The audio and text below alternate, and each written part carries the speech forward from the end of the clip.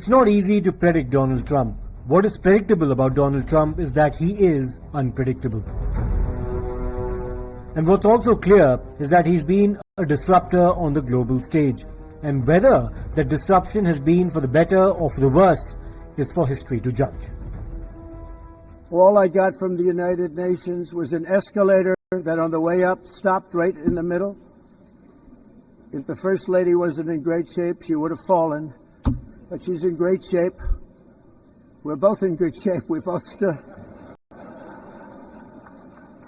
And then a teleprompter that didn't work. These are the two things I got from the United Nations, a bad escalator and a bad teleprompter. But when Trump spoke at the United Nations General Assembly, he provided plenty of clarity about where he sees the United States in the world order. Trump's worldview essentially appears to be that America has stretched itself too much, getting embroiled in far too many international arguments and conflicts. It made a lot more sense, according to Trump, for the United States to focus on what's happening within its borders. Everyone says that I should get the Nobel Peace Prize for each one of these achievements. But for me, the real prize will be the sons and daughters who live to grow up with their mothers and fathers, because millions of people are no longer being killed in endless and unglorious wars. What I care about is not winning prizes, it's saving lives. We saved millions and millions of lives with the 7 wars. But at the same time, while superpower ambitions in terms of being able to exercise influence on the internal politics of other countries may have been scaled down, Trump sees himself as an ambassador for peace, however strange that may sound. He never ceases to claim credit for brokering or mediating peace between warring nations, and once again he made a reference to India and Pakistan among other conflicts. India has always denied that Trump had any role to play. In a period of just 7 months, I have ended 7 unendable wars. They said they were unendable. In all cases, they were raging with countless thousands of people being killed. This includes Cambodia and Thailand, Kosovo and Serbia, the Congo and Rwanda, a vicious, violent war that was, Pakistan and India, Israel and Iran, Egypt and Ethiopia, and Armenia and Azerbaijan. It included all of them. No president or prime minister, and for that matter, no other country has ever done anything close to that. It's never happened before. The other mention that Trump made about India was in the context of the Russia-Ukraine war. But here's what Trump doesn't tell you. As far as the tariffs are concerned, China has been spared any penalties for purchasing more oil from Russia than India. But India has been singled out, now at the receiving end of 50% tariffs on our exports to the United States. Found out that the European nations were buying oil from Russia. And as you know, I'm very close to India. I'm very close to the Prime Minister of India. I spoke to him the other day, wished him a happy birthday. We have a very good relationship. He put out a beautiful statement, too. We have, but I said, I sanctioned them. China is paying a very large tariff right now to the United States. But I'm willing to do other things, but not when the people that I'm fighting for are buying oil from Russia. A key decision his administration also announced last week were on changes to the H1-B visa regime, with the introduction of a one-time fee of $100,000 for applicants. Companies that rely on employees to work in the United States on a long-term basis now face a more expensive prospect. Firstly, as far as India is concerned, this is a setback because around 70% of the recipients of the H1-B visa annually in the United States have been Indian citizens. इस नीति के तहत हमारे guest workers का exploitation भी रोकना चाहते हैं, क्योंकि कभी कभार ऐसा भी होते हैं कि कंपनी ऐसे पिटीशंस इस्तेमाल करके बहुत कम आमदनी से, बहुत कम सैलरीज पे लोग अमेरिका तक लेते हैं। और आप जानते होंगे कि अमेरिकी कॉस्ट ऑफ लिविंग काफ़ी ज़्यादा है और अगर कंपनी बस सस्ते लेबर के लिए इस्तेमाल किया जाए तो वो वर्कर्स के लिए फेयर नहीं है। हम न्याय के लिए यही पॉलिसी लगाया है। लेकिन अब तक तो हमने इस तरह की अनाउंसमेंट सुनी है। आप पहली बार ये बता रहे हैं कि ये इंडियन वर्कर्स की प्रोटेक्शन के लिए किया जा रहा है। ये हमने अभी तक क्यों नहीं सुना है यूएस सरकार की तरफ से। लेकिन क्या एक तरह का डिसइन्वेस्टमेंट इस पूरे मामले से, इस पूरे अनाउंसमेंट से हो सकता है, जिसमें स्किल टैलेंट हो, चाहे कैपिटल हो, चाहे यूएस कंपनीज हो, वो अपनी इनोवेशन यूएस के बाहर ले जाए बनस्पत इसके कि अमेरिका के अंदर एक्सपैंड करें? जरूर अमेरिका इनोवेशन, टैलेंट, आईटी के निवेश देखना चाहते हैं, लेकिन हम अमेरिकी कंपनियों से अमेरिकी नागरिक में उनकी निवेश प्राथमिकता देना चाहते हैं। असल में माधवदास साहब मैं इसलिए आज आपके साथ बात कर रही हूँ कि मैं अमेरिकी संयुक्त राष्ट्र की पार्टिसिपेशन में हमारी प्राथमिकता क्या क्या है, और मैं ये 3 मुद्दे पर खास ध्यान रखना चाहती हूँ। वो शांति, संप्रभुता और स्वतंत्रता है। और हम समझते हैं कि ये ना सिर्फ संयुक्त राष्ट्र के चार्टर के आधार है, बल्कि एक समृद्ध, स्थिर और सुरक्षित दुनिया का आधार है। आप इसलिए राष्ट्रपति ट्रंप की स्पीच में सुना होगा कि संयुक्त राष्ट्र हम कैसे सुधारना चाहिए, और हम ऐसे संयुक्त राष्ट्र देखना चाहते हैं जो अपनी बुनियादी उसूल, बुनियादी लक्ष्य से दूर ना हो जाए। It's a setback to small firms who may not be able to afford such fees, though the US government is now considering overhauling this regime for higher paid and higher skilled foreign workers through a weighted selection regime.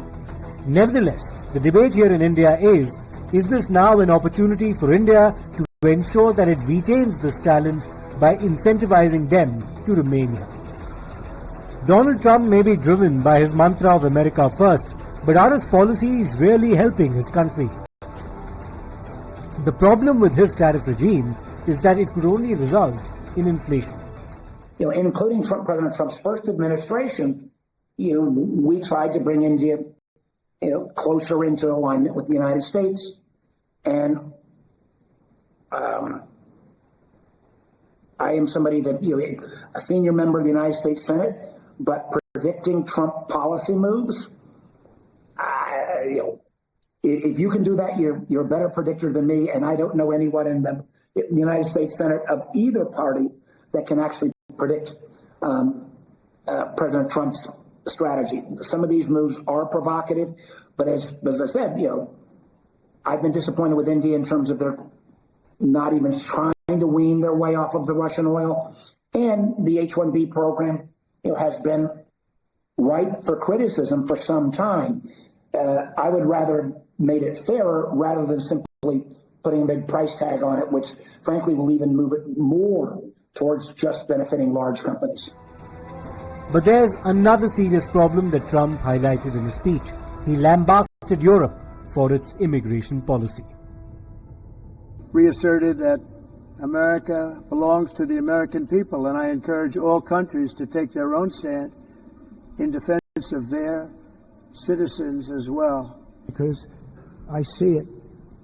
I'm not mentioning names. I see it, and I could call. Europe is in serious trouble.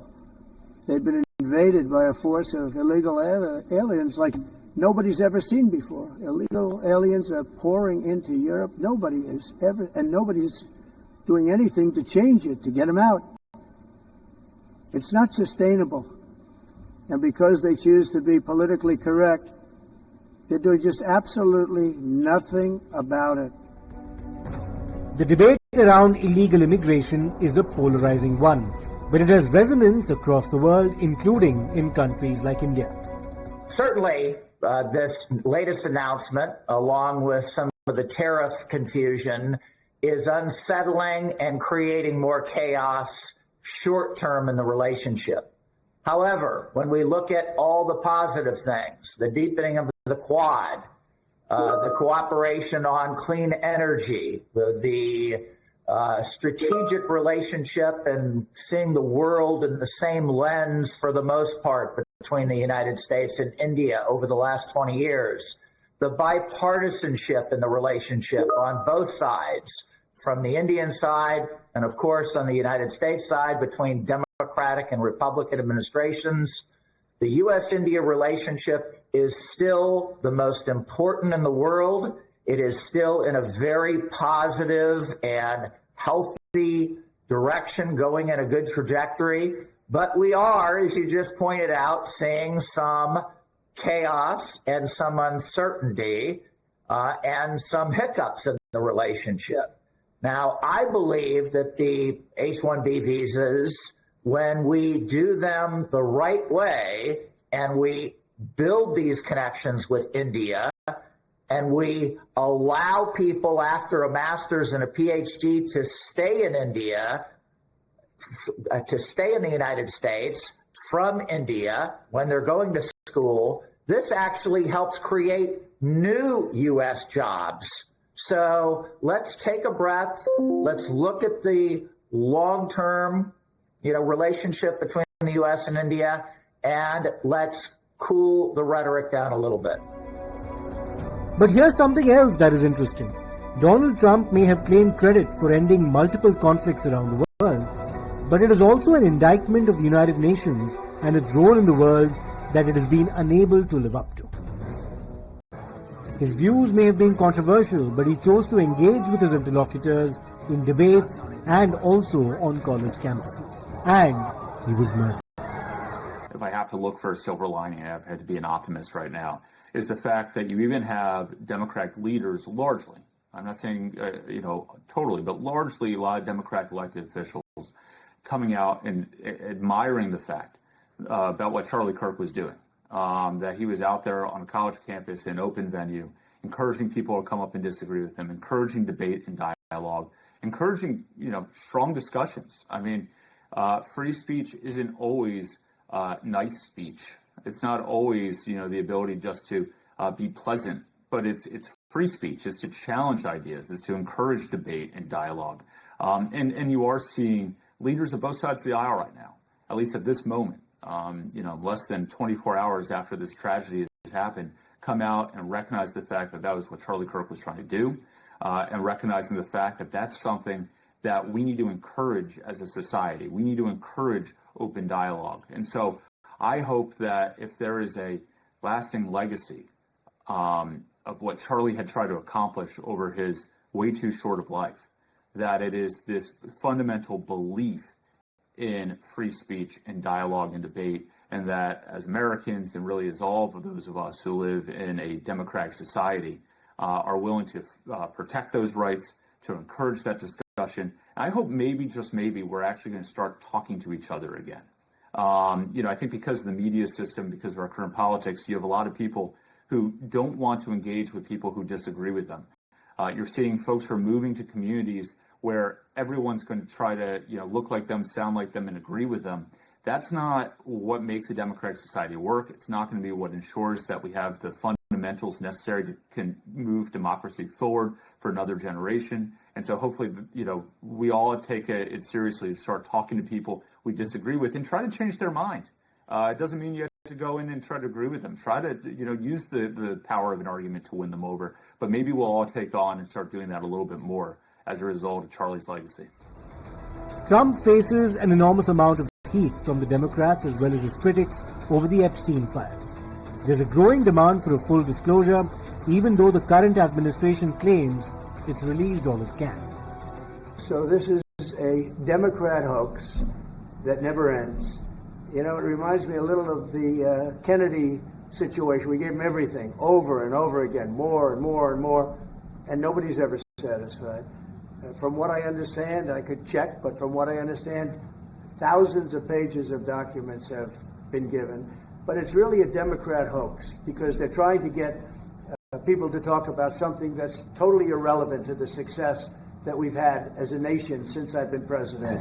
Even if you look at D.C. right now, D.C., it's a totally safe zone. It's called a safe zone. So what they're trying to do with the Epstein hoax is get people to talk about that instead of speaking about the tremendous success like ending 7 wars. I ended 7 wars. Nobody's going to talk about because they're going to talk about the Epstein whatever. I understand that we were subpoenaed to give files, and I understand we've given thousands of pages of files. And I know that no matter what you do, it's going to keep going. And I think it's enough, because I think we should talk about the greatness of our country and the success that we're having. Well, first of all, right now it's the Republicans blocking the release of the file. During the election, it was the Republicans who said they were running on the platform that in part they wanted to release the Epstein files. Then the U.S. Attorney Pam Bondi took a look at the files and said Donald Trump was mentioned in there, and then they changed their position. They don't want to release them.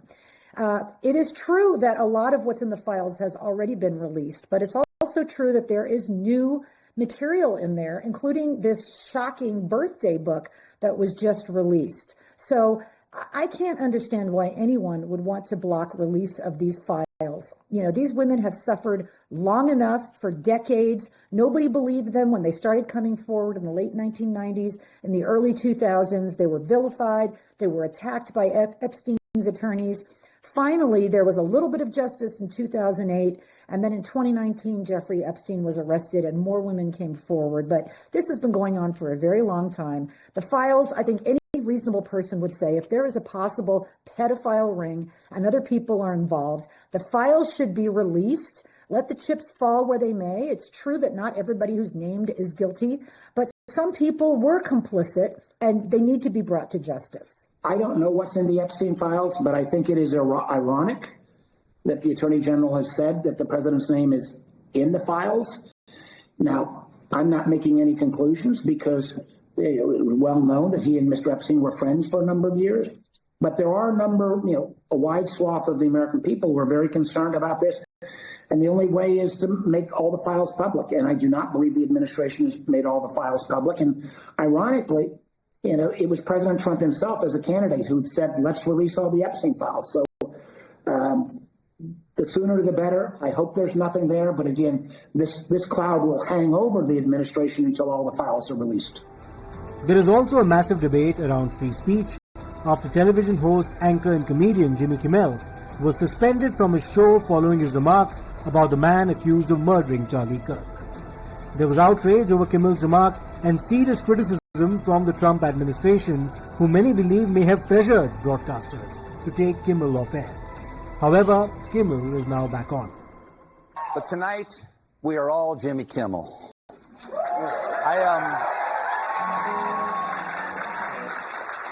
I still have a show, though, right?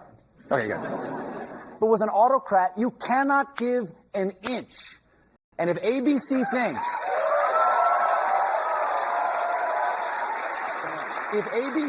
that this is going to satisfy the regime, they are woefully naive. And clearly, they've never read the children's book, If You Give a Mouse a Kimmel. We have another fun, hilarious, administration-compliant show. Yeah, a lot of people are worried that we won't keep saying what we want to say or that we'll be censored. But I'm going to cover the president's trip to the UK just like I normally would. Here we go. Well, guys, President Trump just wrapped up his 3-day trip to the UK, and he looked incredibly handsome. Back here at home, his administration is pursuing a crackdown on free speech. And completely unrelated, I just want to say before we get started here that I've always admired and respected Mr. Trump. Is Donald Trump stifling free speech? Of course not, John. Americans are free to express any opinion we want. Trump, both at home as well as overseas, has forced those that he engages with to recalibrate, to change their approach, and also reassess how they deal with his administration. And we are less than a year into his second term as President of the United States of America. There is a lot yet to happen.